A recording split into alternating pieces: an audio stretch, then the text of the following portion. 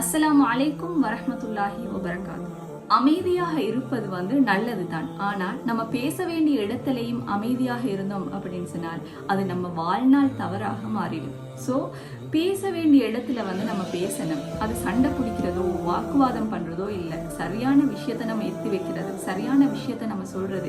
ஒரு இடத்துல நம்ம தாழ்த்தப்படுறோம், நம்ம கீழே வாக்கப்படுறோம். அதே போல எங்களோட மேல ஒரு பிழை இல்லாமலே நம்ம மேல பழி சுமத்துறாங்க. இந்த டைம்லயும் நம்ம அமைதியாக இருந்தோம்னு சொன்னால் அது கோழைத்தனம். ஸோ நம்ம பொறுமையாக இருக்கிறோம்ன்றது அர்த்தம் இல்லை. நம்மளோட மேல ஒரு பிழை இல்லைன்னும் போது அதை நம்ம அழகான முறையில எடுத்து காட்டலாம், நம்ம பேசலாம். இந்த சந்தர்ப்பத்திலையும் நாங்கள் அமைதியாக இருந்தோம் அப்படின்னு சொன்னால் வாழ்நாள் முழுக்க நம்ம அமைதியாக இருக்க வேண்டிய ஒரு நிலை தான் ஏற்படும். பேசுறன்றது மனிதருக்கு கொடுக்கப்பட்ட ஒரு உரிமை. அந்த உரிமையை நம்ம பயன்படுத்தாம நம்ம மௌனிச்சு இருந்தோம் அப்படின்னு சொன்னால் நம்ம லைஃப் டைம் விட்டு ஒரு தவறாக அது மாறிடும். ஸோ பேச வேண்டிய இடத்துல நம்ம பேசுவோம், நம்ம உரிமையை கேட்போம், நம்ம சொல்லுவோம், நம்மளோட மேல பிழை இல்லைன்னு நம்ம காட்டுவோம்.